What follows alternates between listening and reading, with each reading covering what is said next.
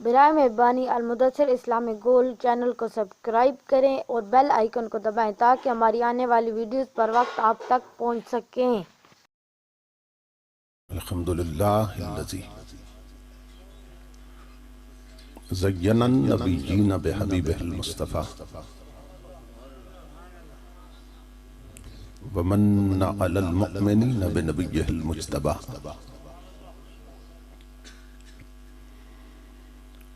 الصلاة والسلام علی سیدنا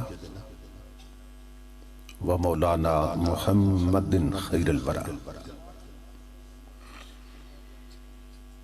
وعلى آلہ واصحابہ المتعدبین بالتقوی اما بعد فاعوذ باللہ السمیع العلیم من الشیطان اللعین الرجیم بسم اللہ الرحمن الرحیم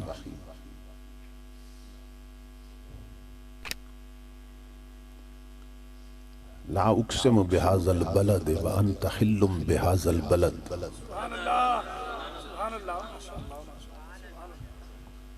صدق اللہ مولانا العظیم ان اللہ وملائکتہ یصلون علی النبی یا ایہا الذین آمنوا صلوا علیہ وسلموا تسلیما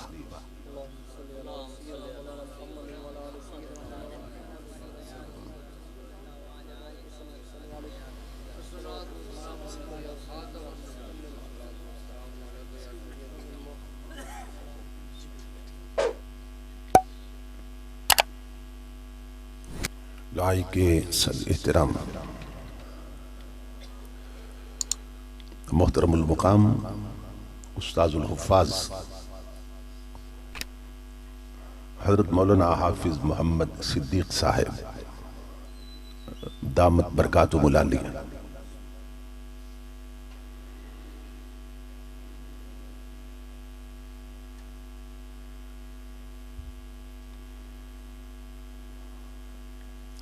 برادر عزیز، نقیب مجلس،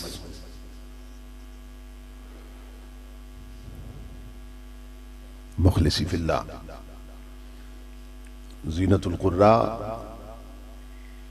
حضرت مولانا قاری محمد رمضان قادری صاحب دامت برکاتہ القدسیہ،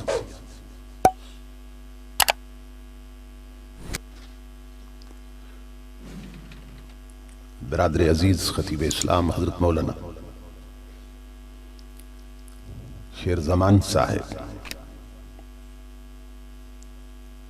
حفظہ اللہ تعالی، دیگر معزز علماء کرام،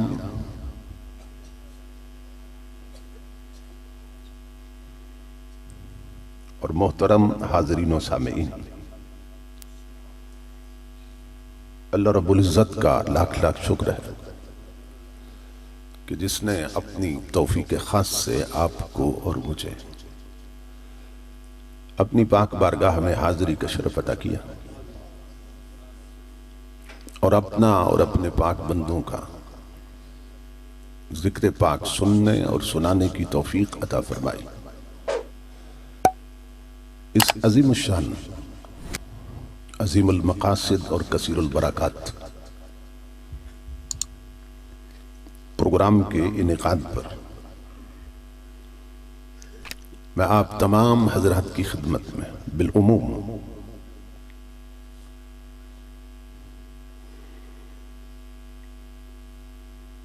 اور حاجی محمد دین کوہلر صاحب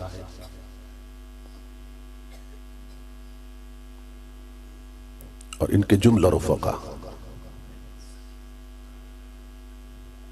اور برادران اور معاونین کی خدمت میں بالخصوص دل کی عطا گہرائیوں سے ہدیہ تبریک و تحسین پیش کرتا ہوں اور دعا کرتا ہوں کہ اللہ رب العزت دوستوں کی اس محنت کو اور ہم سب کی حاضری کو اپنی پاک بارگاہ میں قبول و منظور فرمائے اور آج کی اس نشست کو ہماری اعتقادی، فکری اور عملی تربیت کے اعتبار سے نتیجہ خیز اور بامقصد بنائے۔ میں اپنے برادر عزیز محترم محمد آصف نقشبندی معصومی صاحب کا شکر گزار ہوں، جن کی محبت بری دعوت پر تاریخ کا تعین ہوا اور میں اس پاکیزہ مجلس تک پہنچا ہوں۔ میں اپنے برادر عزیز محترم باسط خان صاحب آف میاں والی اور ان کے لخت جگر کے لیے بھی دعا گو ہوں کہ ہمیشہ کی طرح اس بار بھی ان کی محبت میرے شامل حال رہی۔ اللہ رب العزت ان تمام دوستوں کو دارین کی نعمتیں اور مسرت نصیب فرمائے۔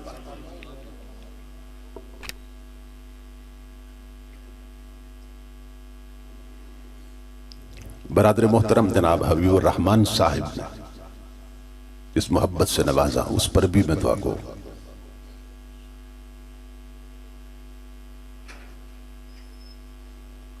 میرے ذمہ جو عنوان لگایا گیا وہ ہے نبی اکرم صلی اللہ تعالیٰ علیہ وآلہ وسلم آل پاک اور حضور سیدنا صدیق اکبر رضی اللہ تعالیٰ آپ کے فضائل اور آپ کے محامد۔ تو یہ ہماری خوشبختی ہے کہ آج ان دونوں عظیم شخصیات کی بارگاہ میں ہم سب کی حاضری لگنے والی۔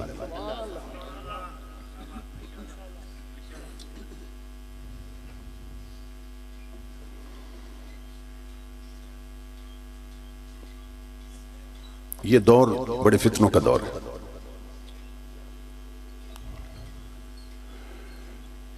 اسلام کے ہر پہلو پہ حملہ ہو رہا ہے اور بالخصوص عقائد اہل سنت کے حوالے سے، اور جو ہمارے مسلمات ہیں ان کے حوالے سے بھی عوام کے ذہن میں شکوک اور شبہات پیدا کیے جا رہے ہیں۔ بدقسمتی سے کچھ لوگ ہمارے سٹیجوں تک ایسے بھی پہنچ گئے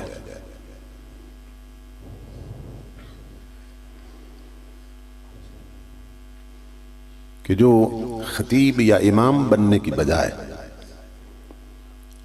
خادم مسجد ہونے کی بھی اہلیت نہیں رکھتے تھے۔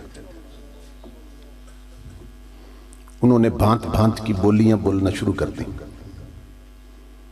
اور بزرگوں نے اور اکابرین نے جو لکیریں کھینچی تھیں کہ انہیں کراس نہیں کرنا، ان حدوں سے آگے نہیں نکلنا، وہ بدبخت ان تمام حدود کو پھاند گئے اور انہوں نے اپنی عاقبت خراب کر لی۔ اس لیے جو دین کا درد رکھتے ہیں، سچے اور سچے سنی ہیں اور مسلک اور عقیدے میں کھڑے ہیں،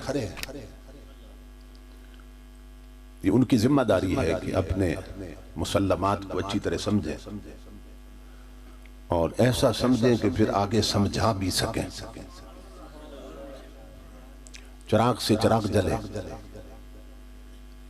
تاکہ لوگوں کے دین، ایمان اور عقیدے کو لٹنے سے بچایا جا سکے۔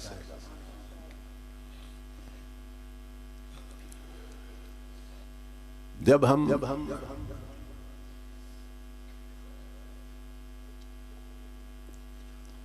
اصحاب رسول کا لفظ بولتے ہیں،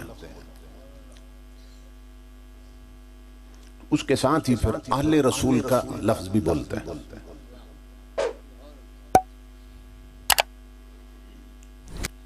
تو یہ اچھی طرح سمجھ لیں کہ جب ہم کہتے ہیں نا اصحاب رسول اور آل رسول، تو جس زمانے کے اصحاب تھے نا، پھر بات بھی اسی زمانے کی آل کی ہو رہی ہوتی ہے۔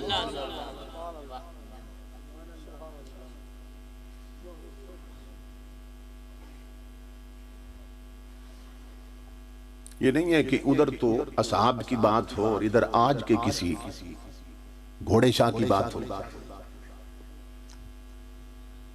یا گامے شاہ کی بات ہو، نہیں۔ جب ہم اصحاب رسول کی ترکیب بولتے ہیں، یہ الفاظ بولتے ہیں، جب اس کے ساتھ ہی آل رسول کے الفاظ بولتے ہیں، تو یہ سمجھ لیں کہ جس زمانے کے اصحاب تھے، جس زمانے میں اصحاب تھے، اسی زمانے کی آل اور اسی زمانے کے اہل بیت مراد ہوتے ہیں۔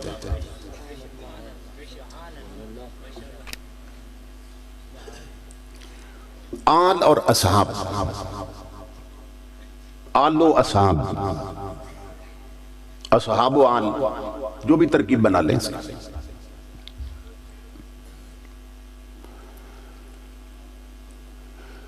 تو پہلی بات تو یہ ہے، یہ صرف ہم سمجھانے کے لیے یہ تقسیم کر دیتے ہیں کہ یہ حضور کی آل بھی ہے اور یہ حضور کے اصحاب۔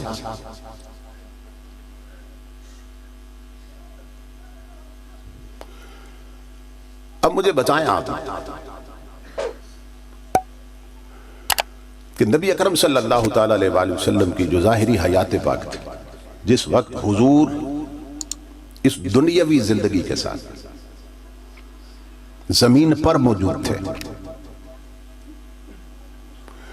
اس وقت نبی اکرم صلی اللہ تعالیٰ علیہ وآلہ وسلم خاندان کا، حضور کی فیملی کا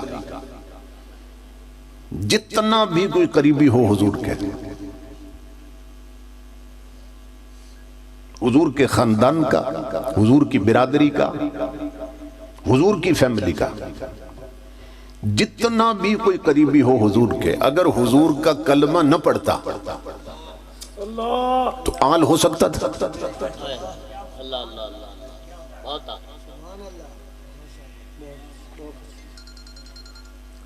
اس دور میں، جس دور میں صحابی تھے، جتنا بھی کوئی حضور کے قریبی ہوتا، جتنا بھی تعلق ہوتا حضور کے ساتھ، اگر حضور کو نبی نہ مانتا، رسول نہ مانتا، آپ کا کلمہ نہ پڑھتا، تو کیا وہ آل ہو سکتا؟ نہیں ہو سکتا۔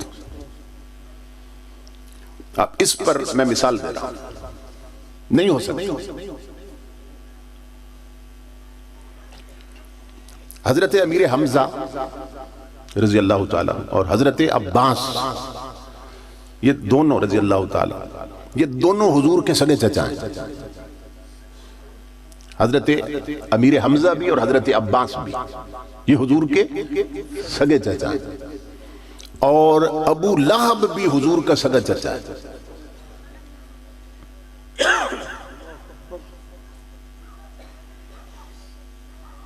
لیکن 15 صدیوں سے پوری امت حضور کے یہ جو دو سگے چچا ہیں، حضرت امیر حمزہ اور حضرت عباس، انہیں آل مانتی ہے۔ سگا چچا ابو لہب بھی ہے حضور کا، لیکن پوری امت 15 صدیوں پہ محیط اسے آل نہیں مانتی۔ اور مجھے یہ بتائیے کہ رشتے میں، آپ کے میرے رشتے میں، چچا زیادہ قریب ہوتا ہے یا چچا کا بیٹا زیادہ قریب ہوتا ہے؟ چچا زیادہ قریب ہوتا ہے، کیونکہ چچا کا بیٹا تو چچا کی وجہ سے قریب ہوتا ہے کہ چچا کا بیٹا ہے، تو یہ اتنا گہرا رشتہ ہے۔ باپ کا بھائی چچا ہوتا ہے، تو دو سگے چچا ہیں حضور کے، وہ حضور کی آل ہے، وہ حضور کی آل بیت۔ ایک سگا چچا حضور کی اہل بیت نہیں ہے، وہ بھی سگا چچا یہ بھی سگے چچا ہے۔ تو امام الانبیاء کے غلام، یہ شریعت ہے، یہاں دونس اور داندلی نہیں چلتی، یہ کملی والے کی شریعت ہے، یہ کسی بگڑے ہوئے شاہ کی طبیعت نہیں ہے۔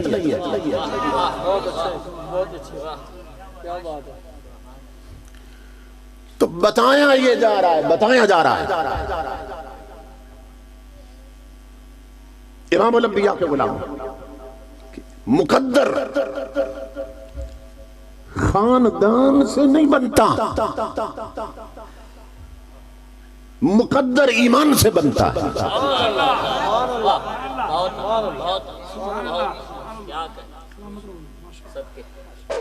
سگے چچا حضور کتنا قریبی رشتہ ہے،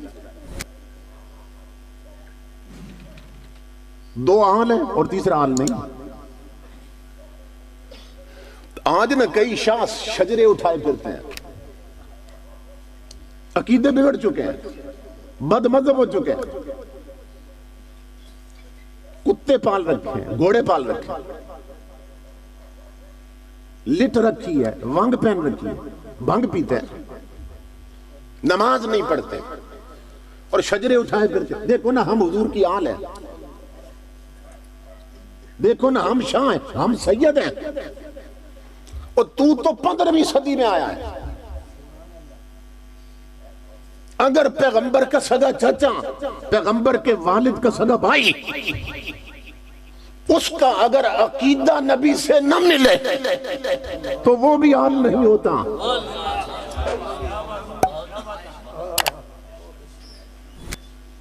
تو 15ویں صدی میں کس شجرے کو اٹھائے پھرتا اگر تیرا عقیدہ رسول سے نہیں ملتا، اگر تیرا مسلک رسول سے نہیں ملتا، اگر تیرے نظریات حضور سے نہیں ملتے، تو سگا چچا بھی امام الانبیاء کے غلام وہ حضور کی آل نہ بن سکا، کیونکہ یہ اسلام ہے، یہ شریعت ہے۔ تو جو ہی حضور کے خاندان کا کوئی بندہ حضور کا کلمہ پڑھ لیتا، اس دور میں جب کلمہ پڑھ لیتا تو پھر آل بنتا۔ جیسے ان دو سگے چچوں نے کلمہ پڑھا تو حضور کی آل ہو گئے، حالانکہ چچا تھے مگر آل نہ بن سکے جب تک کلمہ نہ پڑھا۔ وہ سگا چچا ہے، آل نہ بن سکا کیونکہ کلمہ نہیں پڑھا۔ یہ بات سمجھ رہے ہیں آپ؟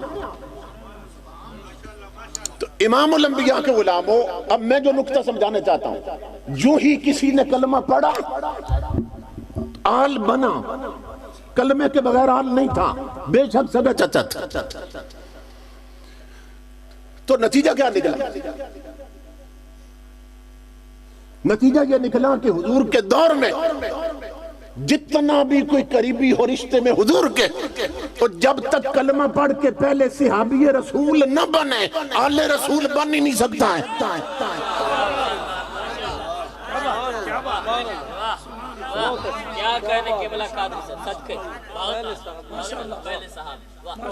بات سمجھ رہے ہیں آپ میری؟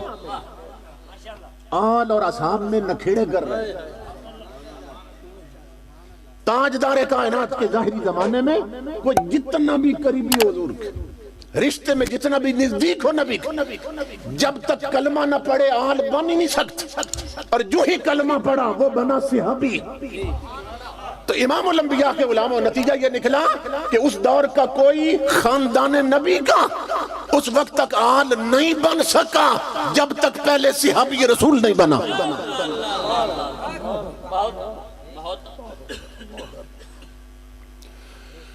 امام الانبیاء کے غلام، تو بتایا جا رہا ہے کہ یہاں خاندان قیمتی نہیں ہے، یہاں ایمان قیمتی ہے، ایمان قیمتی ہے۔ یہ سگا چچا ہے حضور کا ابو لہب، جہنم میں جل رہا ہے۔ قرآن کی ایک پوری سورت اس کی مذمت میں اتری ہوئی ہے، ایک پوری سورت مذمت میں اتری ہے۔ تبت یدا ابی لہب و تب، او ابو لہب تیرے دونوں ہاتھ ٹوٹ جائیں، سگا چچا ہے جہنم میں جل رہا ہے، کیونکہ عقیدہ نہیں ملتا رسول کے ساتھ، نسب ملتا ہے، عقیدہ نہیں ملتا رسول کے ساتھ۔ ادھر بتاؤ امام الانبیاء کے غلاموں، وہ جو حبشہ سے بلال آیا تھا اس کی حضور سے کیا رشتہ داری تھی؟ کوئی رشتہ تھا حضور کے ساتھ خاندانی؟ وہ حبشہ کا بلال جسے دنیا حبشی کہتی، بلال حبشی کہتی، اور حبشی عربی میں مسلی کو کہتے ہیں، کالے رنگ والے جنہیں پست ذات معاشرے میں تصور کیا جاتا ہے۔ ادھر سگا چچا ہے، ایمان نہیں، جہنم میں جل رہا ہے، ادھر حبشہ کا مسلی ہے، اور امام الانبیاء معراج سے واپس آئے نا، فرمایا بلال میرے سینے لگ جاؤ، ماتھا چوما حضور نے، فرمایا بلال او حبشہ کے مسلی، انی سمیت دفع نالیک فی الجنہ، میں ابھی معراج پر گیا تھا رات، اور میں جنت میں چل رہا تھا نا، تو اپنے آگے آگے میں تیری جوتیوں کی چاپ سن رہا تھا۔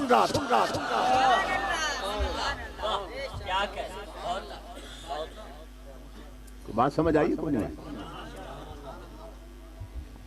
نعرہ تکبیر، نعرہ رسالت، نعرہ حیدری، عقیدہ اہل سنت،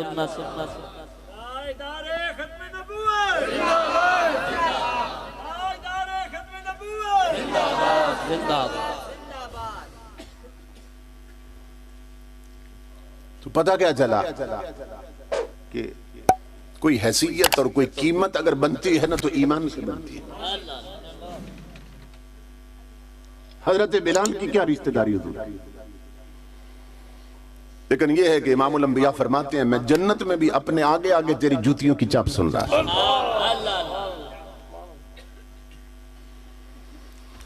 تو ہم اس آل کو مانتے، اس آل کو مانتے ہیں جس کا عقیدہ رسول سے ملتا ہو۔ قرآن پاک نے بھی ایک واقعہ بیان کیا، حضرت نوح علیہ السلام کا سگا بیٹا، یہ تو 15ویں صدی میں آئے ہیں نا، وہ پہلی پشت میں سگا بیٹا ہے، اس نے کلمہ نہیں پڑھا، اور جب سیلاب آیا تو وہ ڈوبنے لگا اور غرق ہونے لگا، تو حضرت نوح علیہ السلام پکار اٹھے، ان ابنی من اہلی، اننا بے شک ابنی یہ میرا بیٹا ہے۔ قرآن میں حضرت نوح علیہ السلام فرما رہے ہیں ان ابنی من اہلی، مولا یہ میرا بیٹا ہے جو ڈوب رہا ہے، من اہلی اور میری اہل بیت سے ہے۔ پیغمبر کہہ رہا ہے اللہ سے میرا بیٹا ہے، سگا بیٹا، اور میری اہل بیت سے، میری آل سے ہے، اور غرق ہو رہا ہے۔ تو اللہ نے یہ نہیں فرمایا نبی کی آل غرق نہیں ہو سکتی، یہ نہیں فرمایا نبی کا بیٹا غرق نہیں ہو سکتا، حالانکہ پہلی پشت میں امام الانبیاء کے غلام۔ اللہ نے پلٹ کے کیا جواب دیا؟ انہوں نے دو نسبتوں کی بات کی تھی، ان نبنی مولا بے شک یہ میرا بیٹا ہے، من اہلی اور میری اہل بیت سے، میرا بیٹا ہے اور میری آل سے ہے، اور غرق ہو رہا ہے۔ اللہ رب العزت نے جو پلٹ کے جواب دیا نا وہ سنیے غور سے، فرمایا لیس من اہلک، اے میرے نبی نوح علیہ السلام یہ تیری آل سے نہیں ہے، انہو عمل غیر صالح، اس لیے کہ اس کے کرتوت اچھے نہیں ہیں،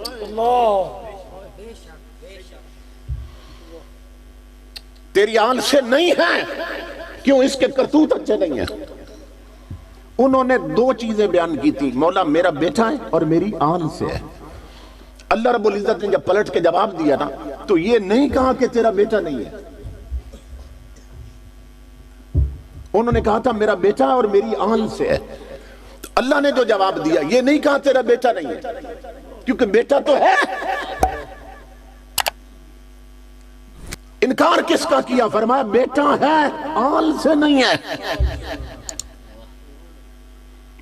تو مولا جب بیٹا ہے تو آل سے کیوں نہیں ہے؟ فرمایا اس لیے آل سے نہیں کہ پیغمبر کی آل رہنے کے لیے اور آل ہونے کے لیے صرف اس کے ساتھ نسب کا ملنا ضروری نہیں ہے، عقیدے کا ملنا بھی ضروری ہے۔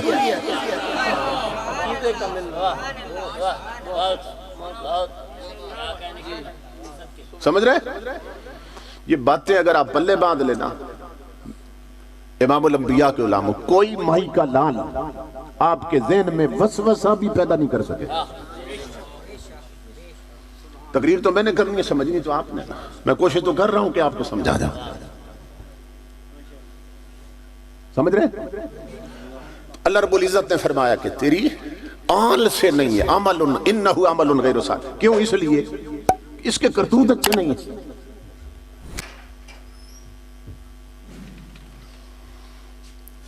اللہ اکبر۔ تو یہ پہلی پشت کا بیٹا ہے، اور عقیدہ نہیں ملا نبی کے ساتھ، آل سے خارج ہو گیا۔ تو یہ جو 15ویں صدی میں بیٹے بنے پھرتے ہیں اور عقیدہ نہیں ملتا رسول کے ساتھ، یہ آل کیسے رہ سکتے ہیں؟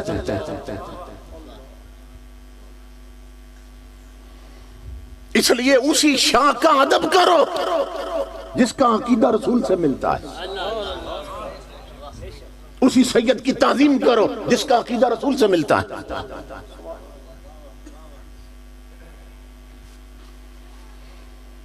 اللہ اکبر۔ اب بات یہاں تک سمجھ گئے نا آپ؟ اب امام الانبیاء کے غلاموں، اب سوال یہ پیدا ہوا کہ نبی کا عقیدہ کیا ہے؟ کیونکہ عقیدہ رسول سے ملے تو تب ایمان ثابت ہوگا، اور ایمان ثابت ہوگا تو تب آل ثابت ہوگی۔ ایمان کے بغیر آل ثابت نہیں ہو سکتی۔ اب سوال یہ پیدا ہوا کہ نبی کا عقیدہ کیا ہے، کہ جو ملنا ضروری ہے۔ عقیدہ کیا ہے نبی کا؟ اس کی ساری تفصیلات تو نہیں، میں تو صرف متعلقہ بات لے رہا ہوں جو میرا عنوان ہے۔ اب سوال پیدا ہوا نبی کا عقیدہ کیا ہے؟ تو پیغمبر یہ عقیدہ دے گئے، امام الانبیاء نے فرمایا حب ابی بکر و شکرہ واجب علی کل مسلم۔ فرمایا یہ جو میرا ابو بکر صدیق ہے نا، اس کی محبت بھی سارے مسلمانوں پہ واجب ہے، اس کا شکر بھی مسلمانوں پہ واجب ہے۔ نعرہ تکبیر، نعرہ رسالت، نعرہ حیدری، شان سیدنا صدیق اکبر۔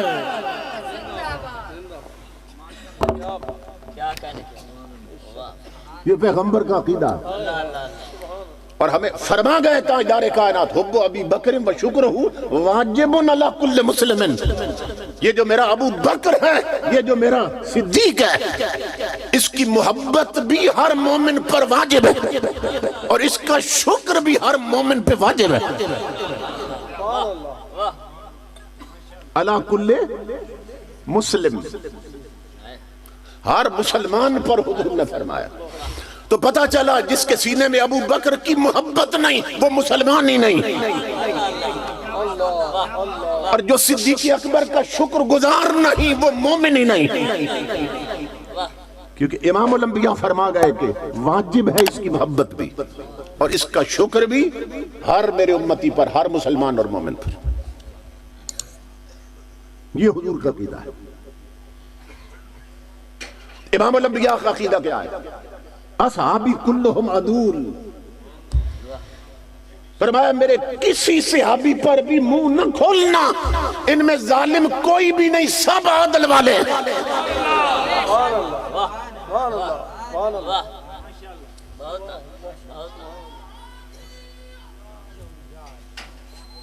میرے کسی صحابی پہ منہ نہ کھولنا، اس لیے کہ ان میں ظالم کوئی بھی نہیں، سب عادل ہے، سب عدل والے۔ اور عدل والے کیوں ہیں؟ اس لیے کہ انہیں میں نے نہیں چنا اپنے لیے، انہیں میرے خدا نے چنا میرے لیے، انہیں میرے رب نے چنا میرے لیے۔ اب حدیث سنیے حضور صلی اللہ علیہ وسلم۔ امام الانبیاء نے فرمایا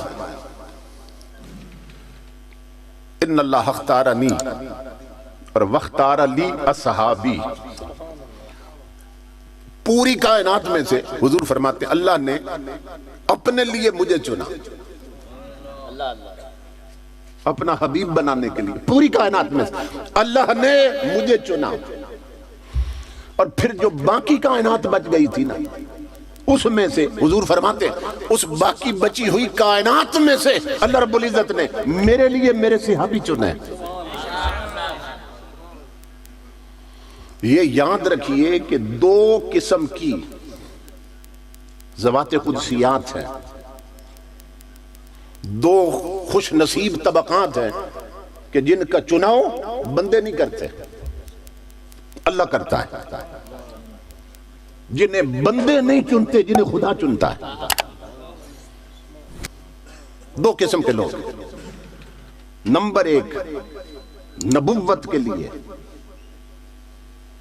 اللہ چنتا ہے کہ نبوت کا تاج کس کے سر پہ رکھنا ہے، رسالت کس کو دینی ہے، نبیوں اور رسولوں کو اللہ چنتا ہے۔ یہ قرآن میں اللہ رب العزت نے فرمایا واللہ اعلم، اللہ اعلم حیث یجعل رسالتہ، فرمایا اللہ بہتر جانتا ہے کس کے سر پہ نبوت کی پگڑی باندھ دی، کس کے سر پہ رسالت کا تاج رکھنا۔ تو بتایا جا رہا ہے نبی ووٹوں سے نہیں بنتے نبی، اور نوٹوں سے بھی نبی نہیں بنتے، نبی خدا چنتا ہے۔ اللہ فرما رہے ہیں قرآن میں، تو امام الانبیاء نے فرمایا جس طرح نبی اور رسول خدا چنتا ہے اسی طرح میرے صحابیوں کو بھی خدا چنتا ہے۔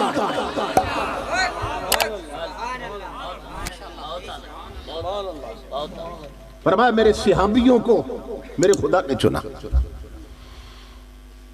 امام الانبیاء کے غلاموں، اب اگر کوئی کسی نبی پہ انگلی اٹھاتا ہے، وہ انگلی نبی پہ نہیں اٹھتی ہے، وہ اس پہ اٹھتی ہے جس نے انہیں چنا ہے۔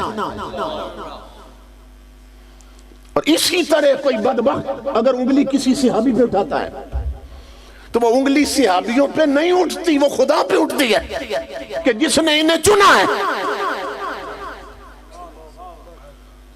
امام الانبیاء بتا رہے ہیں نادان خود سوچ کہ جنہیں خدا نے چنا، خدا نے چنا تو اس نے کتنے کھرے چنے ہوں گے، کتنے سچے چنے ہوں گے، کتنے سچے چنے ہوں گے۔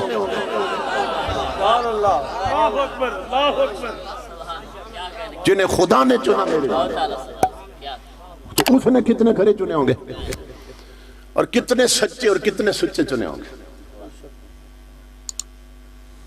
اللہ اللہ، تو بتاؤں کہ کتنے کھرے چنے تھے، کتنے سچے چنے تھے، کیونکہ آج بات ایک کی کرنی ہے۔ اب میں صرف ایک کی بات شروع کرنے لگا تو سمجھ تو آ گئی آپ کہ سارے چنے ہوئے تھے۔ ان کا بلال بھی چنا ہوا تھا، ان کے صدیق اکبر بھی چنے ہوئے تھے، ان کے حضرت امیر معاویہ بھی چنے ہوئے تھے، ان کے مغیرہ بن شعبہ بھی چنے ہوئے تھے، ان کے عمر بن عاص بھی چنے ہوئے تھے، ان کے ابو موسیٰ اشعری بھی چنے ہوئے تھے، اور جو ان چنے ہوئوں کو بھونکے وہ بھونکنے والوں میں بھی چنا ہوا ہے۔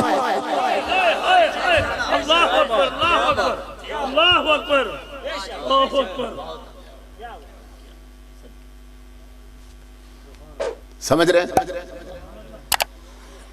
یہ چنے ہوئے جنہیں خدا نے چنا، خدا نے کتنے کھرے چنے ہوں گے، اور کتنے خالص چنے ہوں گے، اور کتنے اعلیٰ چنے ہوں گے، اور کتنے سچے اور کتنے سچے چنے ہوں گے میرے خدا نے۔ اب چنے ہوئوں میں سے ایک کی بات بتاتا ہوں، یعنی جو ان چنے ہوئوں میں سے بھی چنا ہوا تھا۔ سمجھ رہے کہ جس کا نام نہ لو، صرف کسی مومن کے سامنے کہہ دو نبیوں اور رسولوں کے بعد سب سے افضل، تو ہر مومن سمجھ جاتا ہے یہ بات صدیق اکبر کی کر رہا ہے۔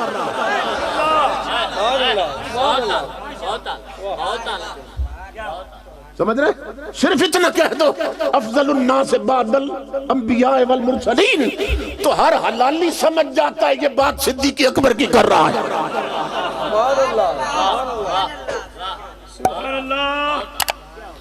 تو یہ تو چنے ہوں سے میں چنا ہوا ہے.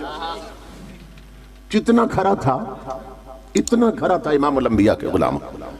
ایک بار حضور صلی اللہ علیہ وسلم نے جبرائیل امین سے پوچھا، جبریل کون ہے؟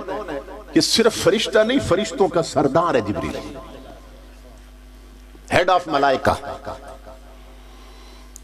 نوریوں کا سردار جبریل، اور 600 پروں کا مالک جبریل، کہ جس کے ایک پر کی اتنی طاقت ہے کہ جب کسی زمین کے حصے کو تباہ کرنا ہوتا نا تو اللہ جبریل امین کو بھیجتا. تو وہ کیا کرتے کہ وہ پورا ٹکڑا زمین کا اپنے 600 پروں میں سے ایک پر کے کونے پر اٹھا لیتے تھے اور آسمان کے قریب لے جاتے اور الٹ دیتے. پوری زمین جن کے ایک پر کے کونے پر اٹھ جاتی. اتنی طاقتوں کا مالک جبریل. اور پھر ہر نبی کا صحابی جبریل، کیونکہ ہر پیغمبر پر وہی یہی لاتے تھے. اور پھر توریت، انجیل، زبور اور قرآن کا حافظ اور قاری جبریل، اور نوریوں کا سردار جبریل.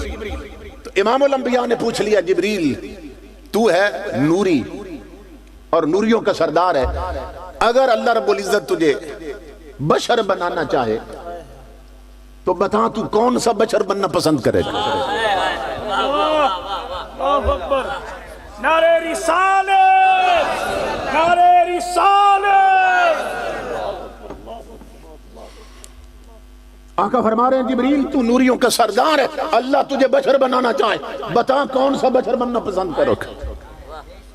تو جبریل نے عرض کی، آقا تیری کنڈل والی زلفوں کی قسم میں تیرا یار ابو بکر صدیق بننا پسند کروں گا.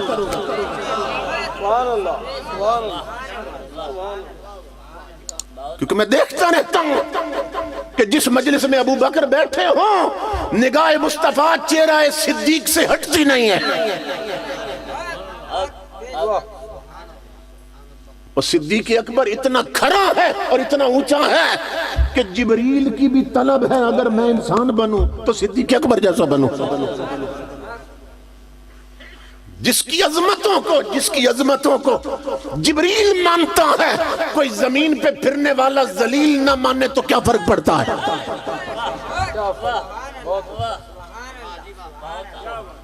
نعرہ تکبیر، نعرہ رسالت، نعرہ حیدری. تاجدار ختم نبوت زندہ باد، زندہ باد. تاجدار ختم نبوت زندہ باد، زندہ باد. تاجدار ختم نبوت زندہ باد. لبیک لبیک لبیک یا رسول اللہ، لبیک لبیک لبیک یا رسول اللہ، لبیک لبیک لبیک یا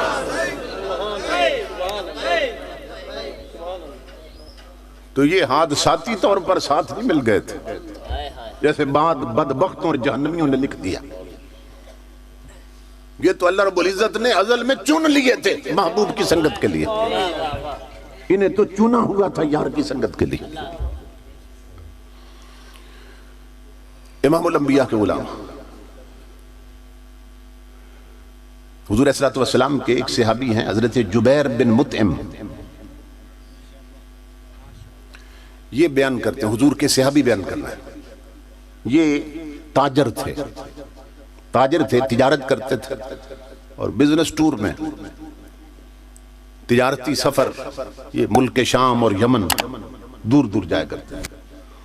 تو یہ خود بیان کرتے ہیں کہ حضور صلی اللہ علیہ وسلم نے اعلان نبوت فرما دیا تھا مکہ میں. حضور اعلان کر چکے تھے میں اللہ کا نبی ہوں، لیکن میں نے ابھی حضور کا کلمہ نہیں پڑھا تھا.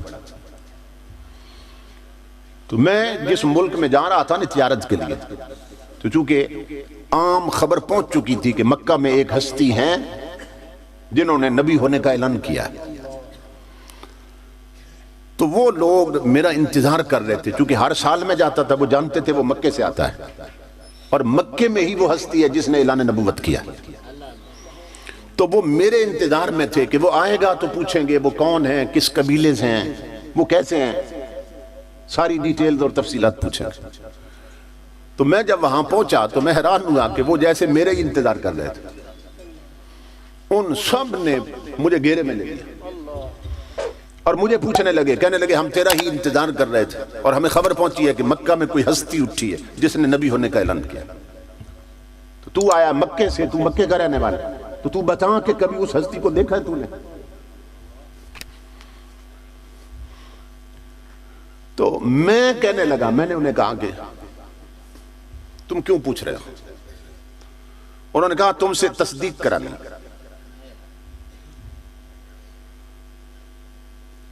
تم نے کبھی دیکھا ہے؟ میں نے کہا ہاں شاید دیکھا ہوگا کہیں، ایک ہی شہر میں تو رہتے ہیں. میں گول مول بات کر رہا تھا کہ یہ بھلا کیا کہتے ہیں. تو وہ مجھے کہنے لگے کہ اچھا اگر تو نے انہیں دیکھا ہے نا تو پھر آؤ ہمارے ساتھ، ہم تمہیں نبیوں کی تصویریں دکھاتے ہیں. تو تم ان تصویروں میں دیکھنا کہ جس نے دعویٰ کیا ہے مکے میں کہ وہ نبی ہیں، تو کیا ان کی تصویر بھی ہے؟ کیونکہ ہمارے پاس نبیوں کی تصویریں ہیں. کہتے میں بڑا حیران ہوا. میں نے کہا چلو مجھے لے چلو. وہ ایک بہت بڑا کمرہ تھا، اس میں لے گئے. تو کمرے کی دیواروں پر نا تصویریں بنی ہوئی تھی. انہوں نے کہا یہ ہمارے بڑے بتا کے گئے، کئی صدیوں سے یہ تصویریں آ رہی، ہمارے بڑے بتا کے گئے کہ یہ سب جو نبی ہوں گے ان کی تصویریں. تو تم دیکھو کہ کوئی تصویر، کوئی صورت ملتی ہے اس کے ساتھ. وہ کہتے ہیں میں نے غور سے دیکھا تو میں نے کہا نہیں، ان میں سے کوئی تصویر ان کے ساتھ نہیں. تو میں دل میں خوش بھی ہو گیا کہ اب میرے ہاتھ میں ایک دلیل آ گئی. میں مکے واپس جاؤں گا تو میں بتاؤں گا کہ میں نبیوں کی تصویریں دیکھ کے آیا ہوں اور ان کی تصویر نہیں ہے ان میں. اس لیے معاذ اللہ انہوں نے غلط دعویٰ کیا. کلمہ جو نہیں پڑھا تھا ابھی. کہتے ہیں دل میں نا میں سوچ رہا تھا کہ بات ختم ہو گئی. تو وہ کہنے لگے نہیں، ابھی ایک کمرے میں اور بھی تصویر ہے. میں پھر چونک گیا. میں نے کہا ادھر لے چلو. تو وہ لے گئے مجھے. وہاں بھی دیکھا تو نہیں نظر آئی. میں نے کہا اب بات ختم ہو گئی. وہ کہنے لگے نہیں، ایک آخری کمرہ بھی ہے، ادھر آؤ. وہ میرے بازو پکڑ کے وہاں لے گئے. جو ہی میں کمرے میں داخل ہوا، سامنے دیوار پر چہرہ مصطفیٰ چمک رہا تھا.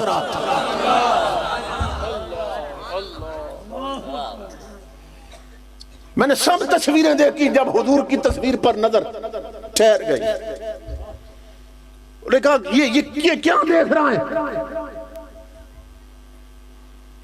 میں نے کہا یہ جو تصویر ہے نا، یہ تصویر یہ ان سے ملتی ہے. جو ہی میرے منہ سے نکلا ان سے ملتی ہے. تو اللہ کی عزت کی قسم وہ سارے پکار اٹھے.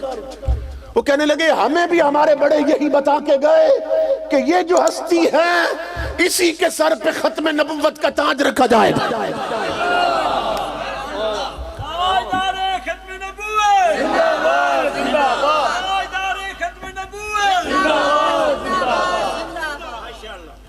یہی نبی آخر الزمان ہمارے بڑے ہمیں بتا کے گئے اور تو نے بھی تصدیق کر دی. جبیر کہتے ہیں میں نے ابھی کلمہ نہیں پڑھا تھا، میں نے غور کیا تو باقی نبیوں کی الگ الگ تصویریں تھیں، وہ تنہا دکھائے گئے تھے. لیکن امام الانبیاء کی جو تصویر بنی تھی نا، ادھر تو حضور کی نظر آ رہی تھی، ادھر حضور کے قدموں میں کوئی بیٹھا ہوا دکھایا گیا تھا. سمجھ رہے؟ اس کی پشت نظر آ رہی تھی تصویر میں، کیونکہ اس کا رخ تھا حضور کی طرف، چہرہ حضور کی طرف تھا. وہ کہتے ہیں، جبیر کہتے ہیں میں نے دل میں سوال کیا کہ ذرا یہ بھی تو پوچھو کہ باقی نبی اکیلے ہیں اور محمد عربی کی یہ تصویر یہ تنہا نہیں ہے، یہ قدموں میں کوئی بندہ بٹھایا گیا. تو بتاؤ تمہارے بڑوں نے یہ بتایا کہ اوپر وہ ہیں، تو یہ قدموں میں کون بیٹھا ہے؟ تو یہ بھی کچھ بتایا. تو کہتے ہیں اللہ کی عزت کی قسم وہ سارے پکار اٹھے سن ہمارے بڑے بتا کے گئے کہ یہ سامنے تخت پر محمد عربی بیٹھے ہیں اور قدموں میں ان کا پہلا خلیفہ صدیق اکبر بیٹھا ہے. نعرہ تکبیر، نعرہ رسالت، نعرہ حیدری، گلی گلی نگر نگر. ابو دونوں ہاتھوں کو بلند کر کے ابو بکر پاک کا نعرہ لگائیں، گلی گلی نگر نگر، گلی گلی نگر نگر، गली गली नगर नगर ताजदार सदाकत, ताजदार सदाकत। समझ रहे हैं? ये हाथ साथी तौर पे नहीं साथ मिले थे, अल्लाह रब्बुल इज्जत ने इन्हें चुना ही यार की संगत के लिए थे। ये तो अजल से सिलसिले आ रहे थे कि अल्लाह ने इन्हें चुना ही महबूब की सोबत के लिए थे, महबूब की संगत के लिए थे। अल्लाह अकबर। फिर सैयदना सिद्दीक़ अकबर रज़ी अल्लाह ताला, ये खुद भी तिजारत करते थे और बचपन में इनकी दोस्ती हुजूर के साथ थी। और आप जानते हैं कि एक बच्चे की दोस्ती हर बच्चे से नहीं होती है। शादियों पे जब बच्चे इकट्ठे होते हैं ना, तो कईयों के बेली बन जाते हैं, यार बन जाते हैं। तो आप अगर गौर करें, भाई इस बच्चे को इस बच्चे से मोहब्बत हुई, दूसरों से क्यों नहीं हुई, तो आप इस नतीजे पे पहुंचेंगे कि इन दोनों की तबीयत मिलती है आपस में। समझ रहे हैं? इनकी दोनों की आदतें मिलती हैं, तबीयत मिलती है, इसलिए इनकी यारी लग गई। तो तारीख में तलाश करो कि बचपन में कमली वाले का यार कौन था।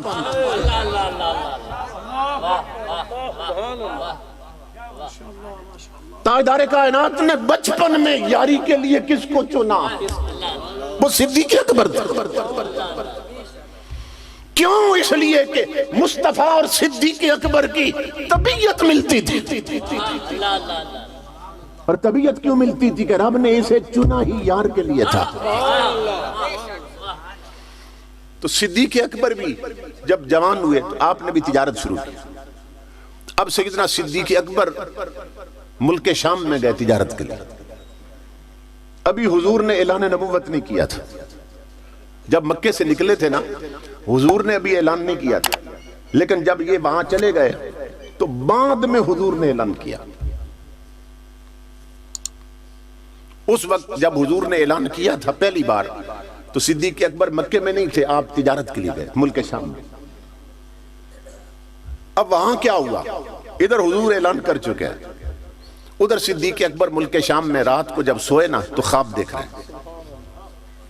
ख्वाब ये देखते हैं कि 14वीं का चांद चमक रहा है आसमानों में, और अचानक उसने आसमान छोड़ दिए और चांद सिद्दीक़ अकबर की झोली में उतरा। तो जिंदगी में पहली बार ये ख्वाब देखा था कि 14वीं का चांद मेरी झोली में उतरा है। जब आंख खुली ना तो बड़े हैरान है। और जो ही सुबह हुई तो लोगों से पूछा कि यहाँ कोई मुअब्बिर रहता है, ताबीर बताने वाला, ख्वाबों की ताबीरें बताने वाला। उन्होंने कहा एक ऐसा बंदा रहता है कि जो बिल्कुल 100% ठीक बता देता, बड़ा माहिर आदमी। आपने फरमाया मुझे ले चलो उसके पास। आप उसके पास गए। आपने फरमाया मैंने ख्वाब देखी, उसकी ताबीर पूछने आया। वो कहने लगा क्या ख्वाब देखी? आपने फरमाया मैंने रात को ख्वाब में देखा है 14वीं का चांद आसमान पे चमक रहा था, अचानक आसमान छोड़ के मेरी झोली में आ गया। जब उसने ख्वाब सुनी वो चौंक उठा। वो सबसे पहले फौरन पूछने लगा मन अंत, ओ ख्वाब देखने वाले, ताबीर बाद में बताता हूं, पहले बता तू कौन है? मन अंत, तू कौन है? फरमाया अना अबू बकर। फिर उसने कहा मिन अयना अंत, तू कहां से आया है? फरमाया मिन मक्का, मक्का से आया हूं। वो उठ खड़ा हुआ, सिद्दीक़ अकबर के कांधे पे हाथ रखा, कहने लगा सुनो ख्वाब देखने वाले, सुन ख्वाब देखने वाले, इन सद्दक़ल्लाहु रुयाक व यबअसु नबिय्यन फी कौमिक तकूनु लहू वज़ीरन फी हयातिही व खलीफतहू मिन बाद वफ़ातिही। वो मुल्क शाम में ताबीर बता रहा है। कहने लगा ये ख्वाब देखने वाले, तेरी ताबीर ये है कि तेरी कौम में एक नबी आने वाला है, उसकी जिंदगी में तू उसका वजीर बन जाएगा, उसकी वफात के बाद तू उसका खलीफा बन जाएगा। सुभान अल्लाह, सुभान अल्लाह। सैयदना सिद्दीक़ अकबर हैरान है।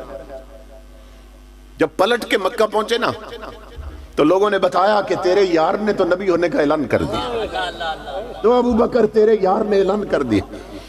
वो सिर्फ तेरा यार नहीं, वो रब का भी महबूब। وہ خدا کا سچا نبی ہے، اعلان کر دیا حضور نے۔ صدیق اکبر سیدھے حضور کے پاس پہنچے اور جا کے پوچھا آقا آپ نے اعلان کیا؟ فرمایا ہاں ابو بکر میں رب کا سچا نبی ہوں، ختم نبوت کا تاج ہے میرے سر پہ۔ امام الانبیاء نے جب یہ بتایا تو صدیق اکبر نے عرض کیا آقا جتنے نبی آئے تھے اللہ نے انہیں کوئی نہ کوئی نشانی دی تھی، آپ بھی کوئی نشانی لائے، کوئی نہ کوئی معجزہ دیا تھا، آپ بھی کوئی معجزہ لائے؟ امام الانبیاء مسکرائے فرمایا ارو یلتی رأیت فی الشام، کیا یہ وہ نشانی کم ہے جو ملک شام میں دیکھ کے آئے ہو؟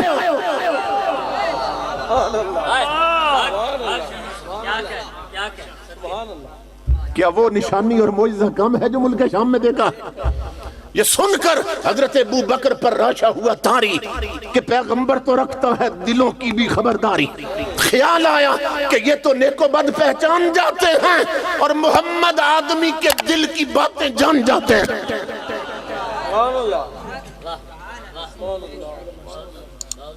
سمجھ رہے ہیں؟ امام الانبیاء کے غلاموں انہیں اللہ رب العزت نے چنا ہی محبوب کی سنگت کے لیے تھے، اور کیسا چنا کہ جب حضور اس زمین پر تھے تب بھی حضور کے ساتھ تھے، اور جب حضور زمین میں ہے تب بھی حضور کے ساتھ ہیں، روزے میں ساتھ لیتے ہوں۔ اللہ اکبر، روزے میں بھی حضور کے ساتھ لیتے ہوں۔ سنیو اپنے مقدر پہ ناز کرو کہ امام الانبیاء زندگی بھر مدینہ پاک میں رہے سنیوں میں، مدینہ میں سب سنی رہتے تھے، تمہارا میرے نبی زندگی بھر رہا سنیوں میں، اور جب دنیا سے گیا تو گیا بھی سنیوں میں، سمجھ رہے ہیں؟ اور جب دفن ہوا تو گھر بھی سنیوں کا،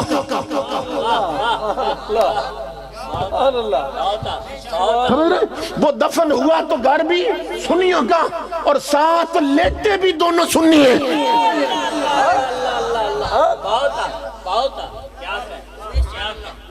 وہ رہے سنیوں میں، وہ گئے سنیوں میں، وہ لیٹے سنیوں کے گھر میں، ساتھ سنی لیٹے، اور اللہ کی عزت کی قسم وہ قیامت کو اٹھیں گے بھی سنیوں میں۔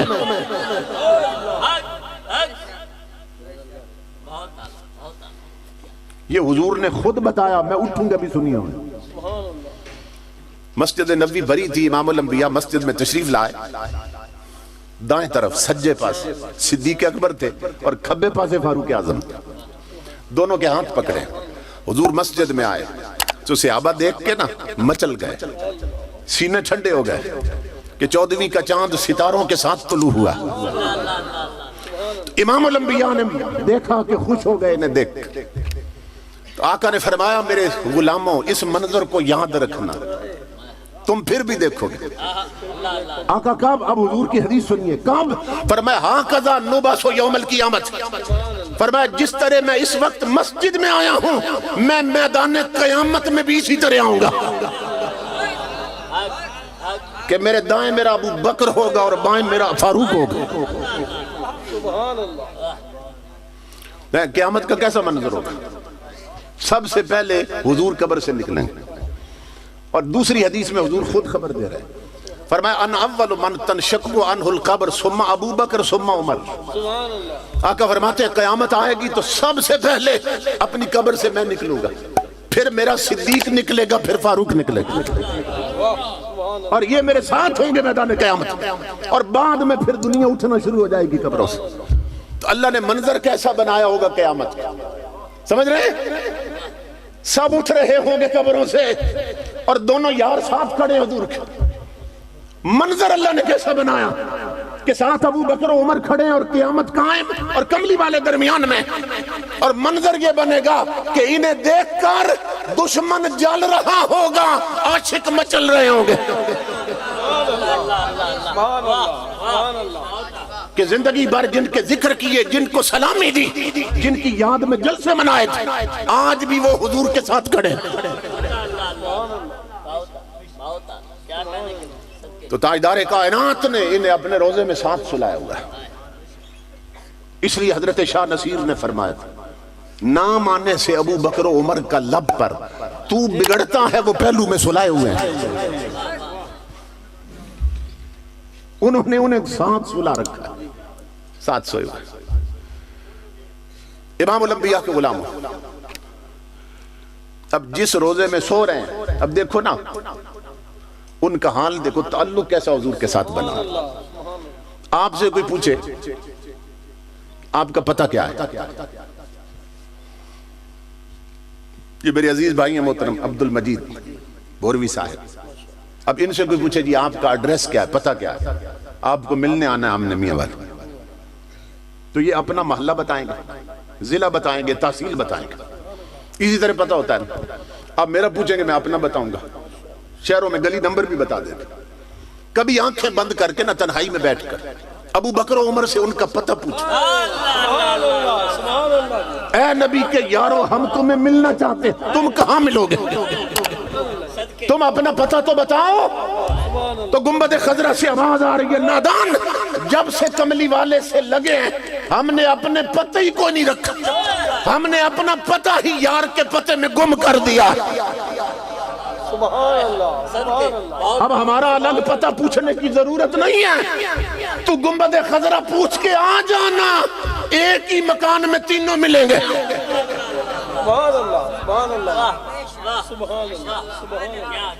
انہوں نے تو ایسی یاری لگائی ہے کہ وہ دنیا میں بھی ساتھ تھے, قبر میں بھی ساتھ, حشر میں بھی ساتھ تھے. وہ اس روزے میں لیتے ہیں جس کی شان یہ ہے, جس کی شان یہ ہے. امام الانبیاء فرماتے ہیں من زار قبری وجبت لہو شفاعتی, من زار قبری وجبت لہو الجنہ, من زار قبری فلہ الجنہ. 3 حدیث. امام الانبیاء فرماتے ہیں جس نے میرے امتی نے کسی بھی زمانے میں آ میری قبر کی زیارت کر لی وہ جنتی ہو گئے, اس پر جنت واجب ہو گئی. اب آپ جانتے ہیں کہ حدیث میں تو خوشخبری ہے جس نے میری قبر مبارک کی زیارت کر لی. اب جب ہم جاتے ہیں نا مدینہ پاک تو حضور صلی اللہ علیہ وسلم کی جالیاں نظر آتی ہیں, اور زیادہ غور سے دیکھیں تو اندر سے بعض دفعہ پردے بھی تھوڑے نظر آ جاتے ہیں, لیکن قبر مبارک تو نظر نہیں آتی. جب باہر سے گنبد خضرا نظر آتا ہے تو حضور نے خوشخبری دی تھی کہ جس نے میری قبر کی زیارت کی نا اس پر جنت واجب ہو گئی. اب سوال یہ پیدا ہوا کہ جب سے یہ سعودی عرب بنا ہے, یہ جس کو آپ سعودی عرب کہتے ہیں نا, یہ 1924 میں بنا ہے سعودی عرب. پہلے اس کو سعودی عرب نہیں کہتے تھے, پہلے اس کو عرب شریف کہتے تھے, حجاز مقدس عرب شریف. تو 1924 میں جب وہاں سعود خاندان کی حکومت آئی, سعود بن عبدالعزیز جب یہ حکمران بنانا تو اس کی وجہ سے, اس کے نام کی وجہ سے پھر اس کو سعودی عرب کہنے لگ گئے.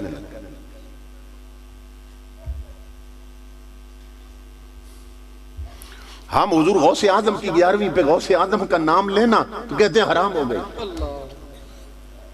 تو انہوں نے پورے عرب کو حرام کر رکھا, سعودی عرب کہہ کر, سعود کا عرب. اب عقیدے ان کے بگڑ چکے. یہ اس لیے بات بتا رہا ہوں کہ جو فوجی جاتے ہیں نا وہاں, کوئی 6 مہینے لگاتا ہے, کوئی سال لگا کے آتا ہے, یا کوئی نوکری کرتا ہے وہاں مکہ میں جا کے, تو واپس آ کے نا وہ جاہل لوگ پھر سنیوں کو تبلیغ شروع کر دیتے کہ دیکھو نا جی دین تو وہاں سے نکلا ہے, تو وہاں تو انگوٹھے نہیں چومتے, وہاں تو میلاد نہیں مناتے, تو تم کیوں مناتے ہو؟ وہاں تو قبروں پہ چادریں نہیں چڑھاتے, تم کیوں چڑھاتے ہو؟ تو یہ انگوٹھے نہ چومنا, یہ میلاد نہ منانا, یہ قبروں پہ چادریں نہ چڑھانا اور حاضری نہ دینا, یہ 1924 کے بعد شروع ہوا ہے, جب سے وہاں وہابیت آئی ہے. پہلے صرف عرب شریف تھا کہ 1924 سے جب سے ان کی حکومت آئی ہے, ان کا عقیدہ ہے کہ قبر پر گنبد بنانا حرام, قبر پر روزہ بنانا حرام، اور یہ بد مذہب بعد میں آیا 1924 میں، اور گنبد خضرا پہلے کا بنا ہوا ہے 1924 روزے پہ گنبد 1924 سے پہلے کا بنا، پڑھ اس کی تاریخ تو گنبد خضرا آج بھی دنیا کو بتا رہا ہے بد مذہب بعد میں آئے ہیں، سنی پہلے تھے۔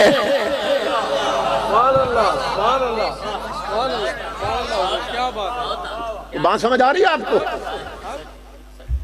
یہ بعد میں پیدا ہوئے، بعد کی پیداوار ہے، پہلے اہل سنت۔ تو امام الانبیاء کے علماء جب یہ بد مذہب آئے، انہوں نے کیا کیا؟ انہوں نے نا قبر مبارک چھپا دی۔ پوری مسجد میں کتنے بلب لگے مسجد نبی میں، لیکن حجرہ مبارک کے اندر ظالموں نے کوئی بلب نہیں لگایا، بد مذہب۔ پھر چھت سے لے کر زمین تک چادریں پردے تن دیے، پھر آگے جالیاں، جالیوں کے بعد لوگ سلام پڑھتے، تو قبر مبارک تو نظر نہیں آتی نا۔ اب علماء کے لیے یہ سوال پیدا ہوا کہ حضور نے بشارت دی تھی، خوشخبری کہ جو قبر کی زیارت کریں گے وہ جنتی ہو جائیں گے۔ اب قبر کی زیارت تو ہو نہیں سکتی کیونکہ پردے ہیں اور آگے جالیاں ہیں اور اندر اندھیرا بھی ہے۔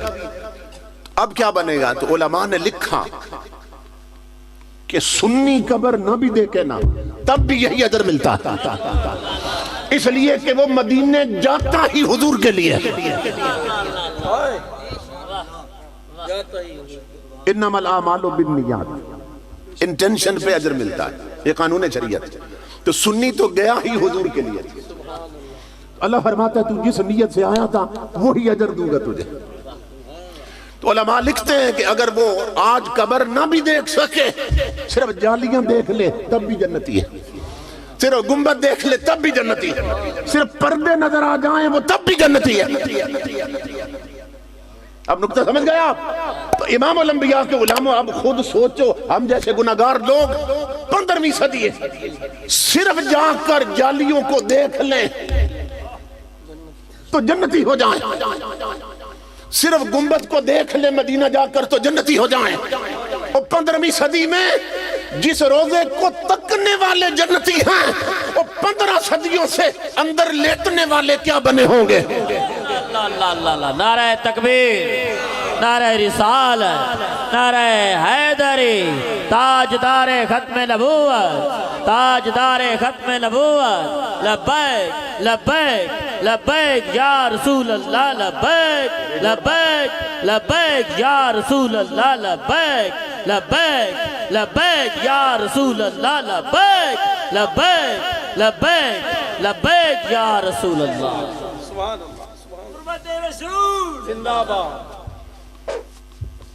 بات سمجھ آئی آپ؟ تو وہ جو 15 صدیوں سے اندر ساتھ لیتے ہیں وہ کیا بنے ہوگا؟ ان کا مقام کیا بنا ہوگا؟ تو امام الانبیاء کے غلام، یہ وہ ہستیاں ہیں جنہیں اللہ رب العزت نے یار کی سنگت کے لیے چنا تھا۔ اور امام الانبیاء نے بطور خاص ایک حدیث میں 4 یاروں کا ذکر کیا۔ یہ 4 یار سے بھی کئیوں کو بڑی مار پڑتی ہے۔ 4 یاروں کا ذکر کیا حضور نے حدیث پاک میں حدیث پڑھتا ہوں۔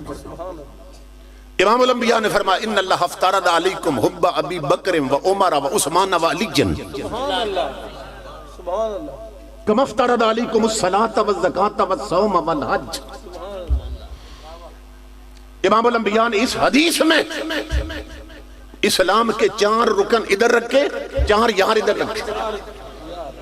ادھر نماز، روزہ، حج اور زکاة رکھی حضور نے، ادھر ابو بکر، عمر، عثمان و علی کو رکھا۔ اور آقا نے اعلان کیا اپنی امت میں، فرمایا میرے امتیوں سنو، اللہ رب العزت نے جس طرح میری امت پر نماز، روزہ، حج اور زکاة فرض کر دی ہے، اسی طرح میرے 4 یاروں کی محبت بھی فرض کر دی ہے۔ سبحان اللہ، سبحان اللہ۔ یہ حدیث رسول، ان اللہ افترض علیکم حب ابی بکر و عمر و عثمان و علی رضی اللہ تعالیٰ۔ اللہ نے ان 4 یاروں کی محبت فرض کر دی جس طرح نماز، روزہ، حج اور زکاة فرض کر دی۔ اب حضور کا علم دیکھیے، بات یہاں ختم نہیں کی حضور نے۔ امام الانبیاء جانتے تھے ایک وقت آئے گا بعض بدبخت لوگ 3 والے ہو جائیں گے، کچھ 1 والے ہو جائیں گے۔ جو ایک والے ہوں گے وہ تین پر منہ کھولیں گے، جو تین والے بنیں گے وہ ایک پر منہ کھولیں گے۔ تو امام الانبیاء خبردار کر کے گئے، فرمایا سنو جنہیں میں نے اکٹھا کیا ہے، فمن ابغض واحدا منہم، امام الانبیاء نے فرمایا جو ان میرے چار میں سے کسی ایک سے بھی بغض رکھے، کسی ایک سے بھی نفرت کرے، دشمنی رکھے، چار میں سے کسی ایک سے بغض رکھے، امام الانبیاء نے فرمایا لم یقبل اللہ لہ صلاۃ ولا زکاۃ ولا صوما ولا حجا۔ امام الانبیاء نے فرمایا جو چار میں سے کسی ایک سے دشمنی اور بغض رکھے اس کی زندگی بھر کی نمازیں بھی مردود ہیں، حج بھی مردود ہیں، اس کے زندگی بھر کے روزے بھی مردود ہیں، زندگی بھر کی زکاة بھی مردود۔ یہ حضور فرماتے ہیں یہ ہر شے مردود ہو گئی، کیوں؟ اس لیے کہ وہ خود مردود ہے، جو ان چار میں سے کسی ایک سے بغض رکھے اور دشمنی رکھے وہ خود مردود۔ تو امام الانبیاء بتا گئے میرے ان یاروں کو جن کو چنا اللہ نے میرے لیے اور اکٹھا کیا میرے لیے، ان میں سے کبھی جدا کر کے کسی ایک سے محبت نہ کرنا، کرنی ہے تو سب سے کرنا۔ اگر تم نے جدا کر کے کسی سے محبت کی تو وہ محبت بھی رد ہو جائے گی۔ اسی لیے ہم اہل سنت پوری دنیا میں یہ اعلان کر رہے ہیں اور پیغام دے رہے ہیں کہ ہم نبی کے باغ کے سرو و سمن سے پیار کرتے ہیں،